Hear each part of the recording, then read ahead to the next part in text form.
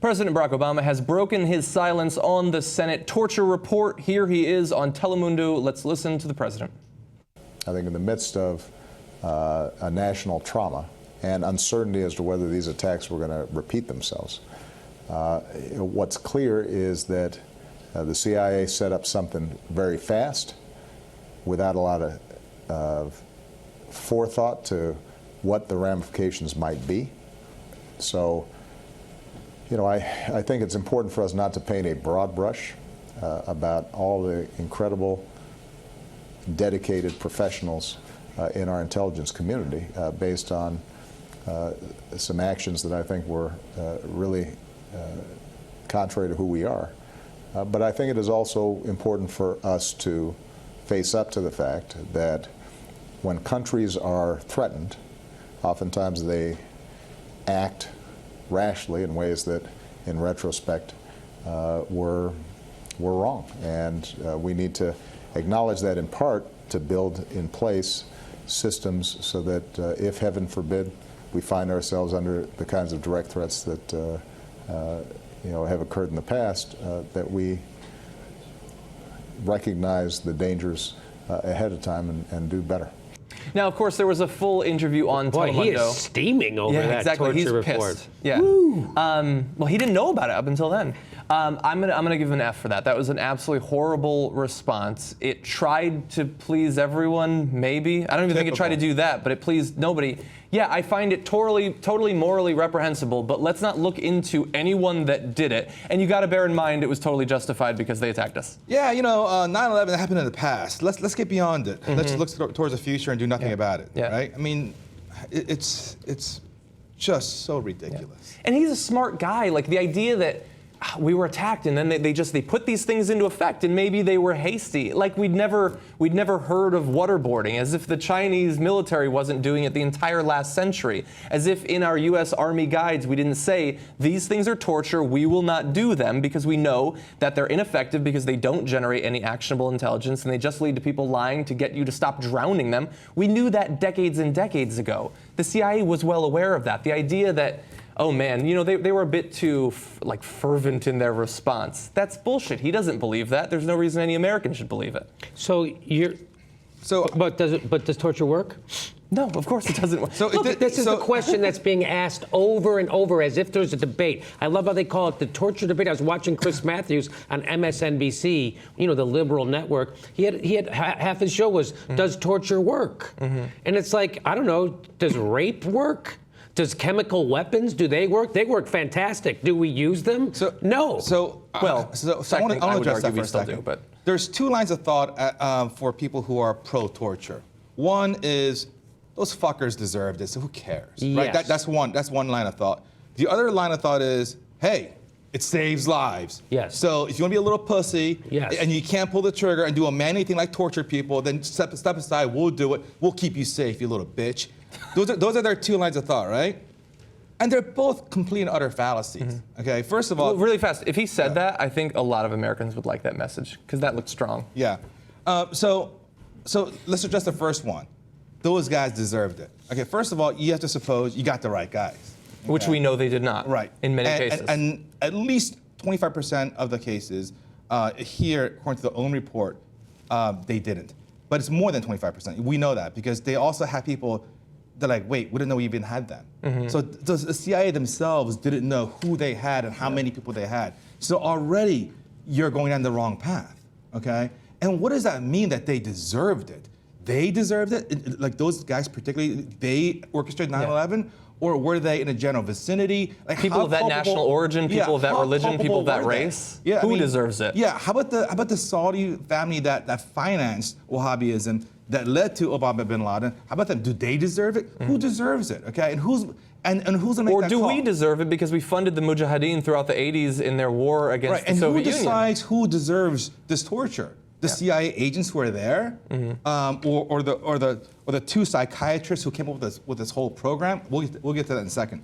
So this whole idea that they fucking deserved it is just so primitive and stupid, and that's not the way a nation should set its policy. Okay. And also, who gives a fuck about who deserves anything? We're talking about government policy. Deserve doesn't enter into it. Is it effective or is it not? Is it allowable under international law or is it not? And unfortunately, in this case, it's not allowable under international law. It is torture. We recognized it as torture when we were relatively sane as a country, and it's also not effective. It's bad enough that some of the people that they detained for years and years without bringing any charges against were in the wrong place at the wrong time. I would almost sort of understand that. But there were multiple people that were held for years only because of information that was given when other detainees were tortured and lied while being tortured and said that these people had done something, so we snatched them up and we held them.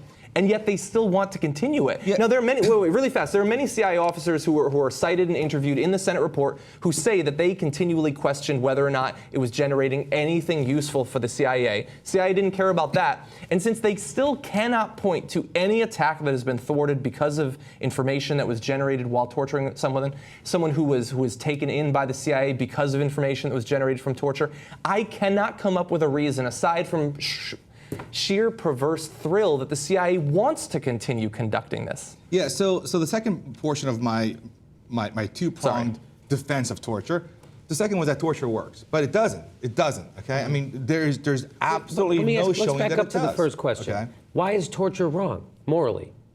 Because it's morally wrong. Mm-hmm.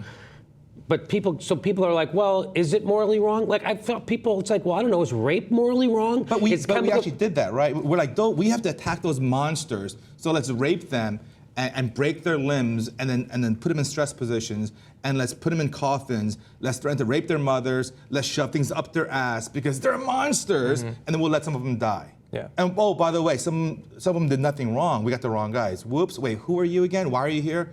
I mean, what the fuck is going on, right? Well, it seems moral to some people because of a combination of fear and prejudice. The idea that it's okay to do anything to this person because him and people like him might attack us, or because he doesn't worship the same God I do, he doesn't have the same skin color that I do. Those are the sorts of things that allow Americans to say it's okay to do anything you want to these people. You can rape them in a CIA prison or black site. You can bomb their villages abroad. Right. You can do whatever you want because of fear and prejudice. Right. So I want to ask this question, okay? We know that torture doesn't work, but let's say it did work. Okay? Mm-hmm. Let's say it did work and saved lives. Who can we torture? I mean, so for example, if we can torture Megyn Kelly, and that results in saving lives, should we torture Megyn Kelly? Mm-hmm. If we can torture Justin Bieber and that saves lives, should we? How about You're going to get a little bit more agreement on that one. What if I can make the following argument? If I took David and Charles Koch and tortured the shit out of them, and took $50 billion from them, and used that money, I could save lives. Mm-hmm. Am I justified in doing so? Of course not. Of course not. But why not? If all you have to prove is that torture saves lives, then let's fucking torture away. Yeah. But you don't believe that. You don't. I mean, you think it's okay to torture people because they don't look like you. You don't identify with them. You deem them to be animals, so you can do whatever you want. And that is wrong. That is contrary to exactly what America's about. Well, and the great thing is that this is another case in which us, predominantly the godless atheists, are trying to talk to the predominantly Christians who are saying, no, you're wrong. Torture is the best thing in the world. I don't know. I've read a little bit about this Jesus guy. Never saw him waterboard anyone. So I want to make a million points. You can't. We don't have time for that. Okay, I'll make two. All right. So compromise. People love to say, even Ben has said on the show, that, you know, if there's a ticking time bomb, that's what Sam Harris says. Mm-hmm. He says if there's a ticking time bomb, then a torture is morally correct. Assuming that the torture will get the proper information, they can that's actionable, mm-hmm. and you can execute that action, and you can save lives. If all those things happen, then under this fantasy scenario, people say torture is okay, and then now let's extend that fantasy scenario to all scenarios and make that our policy. So here's the problem. Crazy. Right. So here's the problem with, and it's funny to feel like I'm smarter than Sam Harris because I am in this position, right? Because he's totally blind on this, right?